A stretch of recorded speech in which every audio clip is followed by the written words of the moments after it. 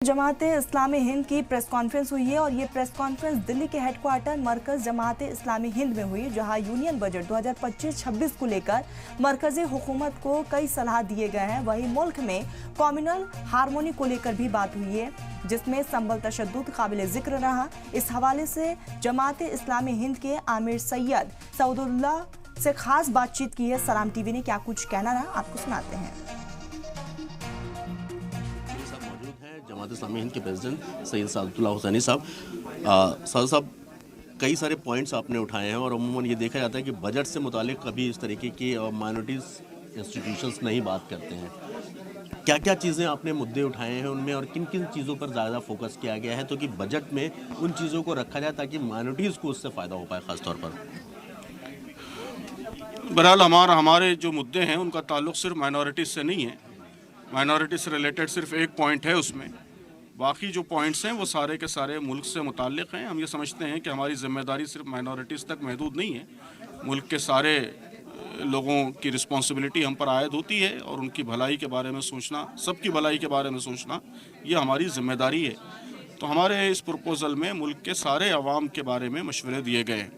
बुनियादी बात यह है कि हम ये समझते हैं कि इस वक्त हमारी जो इकनॉमिक पॉलिसीज़ का रुख है उसके नतीजे में दौलत तो पैदा हो रही है, वेल्थ क्रिएट हो रही है, लेकिन उस वेल्थ का इक्विटेबल डिस्ट्रीब्यूशन नहीं हो रहा है और वो वेल्थ चंद हाथों में केंद्रित हो रही है, मरकूज़ हो रही है और मुल्क के आम आवाम को उसका फ़ायदा नहीं पहुंच रहा है। तो हमने मशवरे दिए हैं कि कैसे इन पॉलिसीज़ का रुख बदला जा सकता है, एक पैराडाइम शिफ्ट लाया जा सकता है जिसके नतीजे में मुल्क के गरीब आवाम को भी फ़ायदा पहुँचे और सही मानों में जो दौलत पैदा हो रही है वो सबके कल्याण और सबकी भलाई का ज़रिया बने।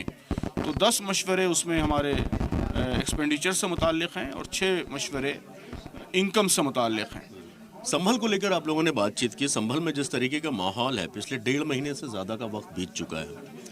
दंगे हुए, 19 तारीख को सर्वे हुआ, 24 तारीख को दंगे हुए, देन उसके बाद फिर लगातार से चीज़ें निकलकर सामने आ रही हैं। किस तरीके से देखते हैं आप पूरे तजवीज़ को, क्योंकि लगातार कुछ ना कुछ, पहले खुदाई में बावड़े है, हालांकि अब कुछ लोग कह रहे हैं कि जो खुदाई हुई है उसमें मस्जिद निकल के आई है। दूसरी तरफ एडमिनिस्ट्रेशन का, पुलिस का जो रोल रहा है वो गौर फिक्र करने वाला है, क्योंकि बहुत ज़्यादा उस तरीके से चीज़ें नहीं रही हैं।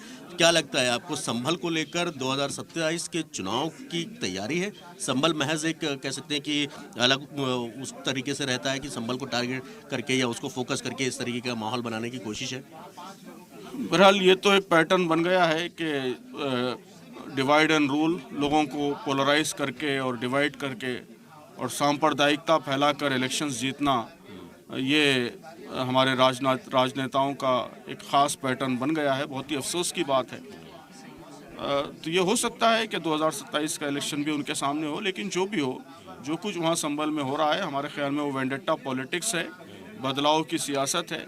ये भी एक पैटर्न बन गया है कि जब आप कहीं मजबूर हो जाते हैं तो फिर ख़ास तौर पर माइनॉरिटीज़ और मुस्लिम कम्युनिटी, उसके ख़िलाफ़ आप बदलाव की सियासत शुरू कर देते हैं।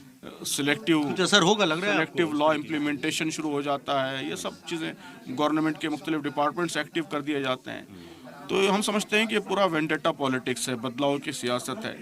तो ये पूरे मुल्क के लिए बहुत ख़तरनाक है, नुकसानदेह है। इसका नुकसान सिर्फ मुसलमानों को नहीं होगा, बल्कि अधिकारियों को अगर इस तरीके के काम का आदी बना दिया जाएगा तो जाहिर है कि ये पूरे रूल ऑफ द लॉ, क़ानून की हुकूमत ही क्वेश्चनेबल हो जाएगी और इसका नुकसान मुल्क के तमाम सेक्शंस, तमाम तबक़ात को होगा। तो इसलिए हम समझते हैं कि सबको मिलकर इसके ख़िलाफ़ आवाज़ बुलंद करनी चाहिए और दबाव डालना चाहिए कि ये जो तरीक़ा है, ये तरीक़ा बदला जाए और सबके साथ इंसाफ किया जाए। बहुत बहुत शुक्रिया हमसे बात करने के लिए। साफ तौर पर जिस तरीके से जमात इस्लामी हिंद के प्रेसिडेंट सैयद सादुल्लाह हुसैनी ने कहा कि जिस तरीके से कार्यशैली संभल में रही है अधिकारियों की, वो सवालों के घेरे में है और सरकार को निष्पक्ष जांच भी करनी चाहिए। लेकिन अब ऐसे में सवाल ये खड़ा होता है कि जिन अधिकारियों के कंधे पर पूरे स्टेट की जिम्मेदारी है, अगर उनका ही रवैया दोहरा हो जाएगा तो आम जनता इंसाफ और अपने लिए न्याय की मांग किससे करेगी? मोहित के साथ सैयद मुबश्शिर, सलाम टीवी, दिल्ली।